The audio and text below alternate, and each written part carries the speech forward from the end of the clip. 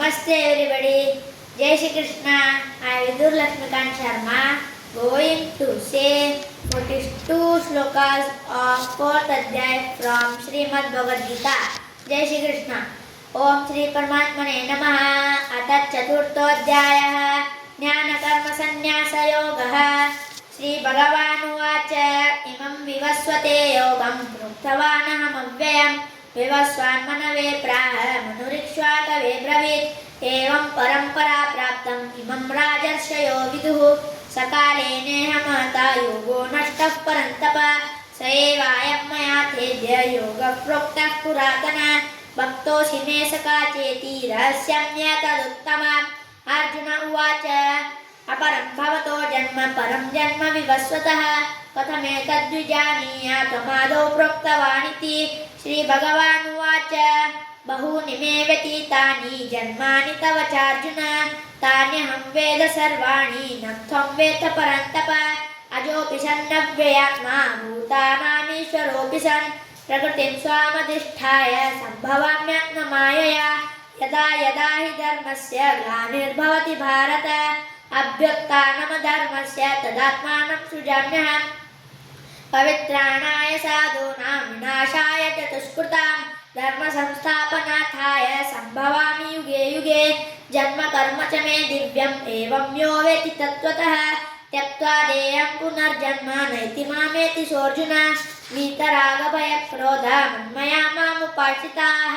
बहवो ज्ञानतपसा पूता मद्भावमागता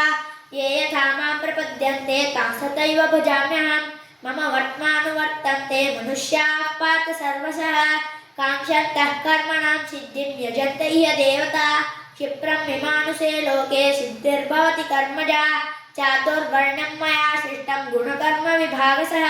तस्य कर्तारमपि मां विद्य कर्तारमव्ययम् न मां कर्माणि लिम्पन्ति न मे कर्मफले स्पृहा इति मां योऽभिजानाति कर्मभिर्न स बध्यते एवं ज्ञात्वा कृतं कर्म पूर्वैरपि मुमुक्षुभिः कुरु कर्मैव तस्मात् त्वं पूर्वतरं कृतं किं कर्म किमकर्मेति कवयोऽप्यत्र मोहिता तत्ते कर्म प्रवक्ष्यामि यज्ञात्वा मोक्षसे शुभात् कर्मणो यपि बोधव्यं च विकर्मणः अकर्मणश्च बोधव्यं गहना कर्मणो गति कर्मण्यकर्मयः पश्येत कर्मणि च कर्मयः स बुद्धिमान् मनुष्येषु स युक्तकृष्णकर्मकृत यस्य सर्वे समारम्भाः कामसङ्कल्पवर्जिता ज्ञानाग्निदग्धकर्माणं तमाहुः पण्डितं बुधाः त्यक्त्वा कर्मफलासङ्गं नित्यतृप्तो निराश्रयः कर्मण्यभिप्रवृत्तोऽपि नैव किञ्चित् करोति सः निराशीर्यतचित्तात्मा त्यक्तसर्वपरिग्रहः शारीरं केवलं कर्म कुर्वन्नाप्नोति किल्बिषम् यदृच्छालाभसन्तुष्टो द्वन्द्वातीतो विमत्सरः समसिद्धावसिद्धौ च कृत्वापि न निबध्यते गतसङ्गस्य मुक्तस्य ज्ञानावस्थितचेतसः यज्ञायाचरतः कर्म समग्रं प्रविलीयते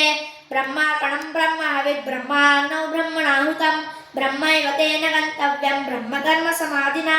दैवमेवापरे यज्ञं योगिनः पर्युपासते ब्रह्माण्डावपरे यज्ञं यज्ञेनैवोपजुह्वति श्रोत्रादीनीन्द्रियाण्यन्ये संयमान्विषि जुह्वति शब्दादीन् विषयान्यन्ये इन्द्रियान्विषि जुह्वति सर्वाणीन्द्रियकर्माणि प्राणकर्माणि चापरे आत्मसंयमयोगाग्नौ जुह्वति ज्ञानदीपिते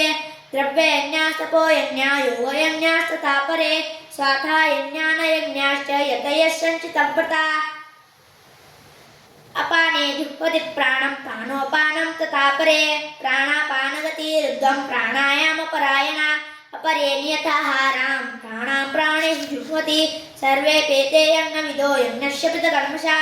यदृच्छाला यज्ञशिष्टामृतभुजो यान्ति ब्रह्म सनातनं नायं लोकोऽस्ते यज्ञस्य कुतोऽन्यकुरु सत्तम एवं बहुविधा यज्ञा वितता ब्रह्मणो मुखे कर्मजान् विद्धितां सर्वाण्येवं ज्ञात्वा विमोक्ष्यसे श्रेयान् द्रव्यमया ज्ञानयज्ञः परन्तप सर्वं कर्माखिलं पार्थ ज्ञाने परिसमाप्यते तत्त्वविद्धि प्रणिपातेन परिप्रश्नेन सेवया उपदेक्षन्ति ते ज्ञानं ज्ञानिनस्तत्त्वदर्शिनः यज्ञात्वा न पुनर्मोहम् एवं यास्यसि पाण्डव येन भूत्वा न श्रेष्ठेन द्रक्ष्यस्यात्मन्यथो मयि अपि चेदसि पापेभ्यः सर्वेभ्यः पापकर्तमः सर्वज्ञानप्लवेनैव वृजनं त्वन्तरिष्यसि यथैदांसि समिद्धोऽग्निर्भस्मसात् करते अर्जुन ज्ञानाग्निः सर्वकर्माणि भस्मसात् कुरुते तथा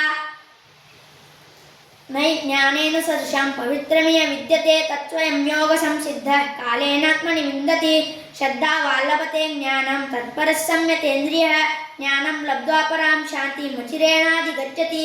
अज्ञश्च श्रद्धदानश्च संशयात्मा विनश्यति नायं लोकोऽस्थितपरो न सुखं संशयात्मनः योगसन्न्यस्तकर्माणं ज्ञानसञ्चिन्नसंशयम् आत्मवन्तं न कर्माणि निबध्नन्ति धनञ्जय तस्मादज्ञानसम्भूतं मृतं ज्ञानासिनात्मनः चित्त्वैनं संशयं योगं मातिष्ठोत्तिष्ठ भारत ॐ तत्सत् श्रीमद्भगवद्गीतासु उपनिषत्सु ब्रह्मविद्यायां योगशास्त्रे श्रीकृष्णार्जुनसंवादे ज्ञानकर्मसन्न्यासयोगो नाम चतुर्थोऽध्यायः।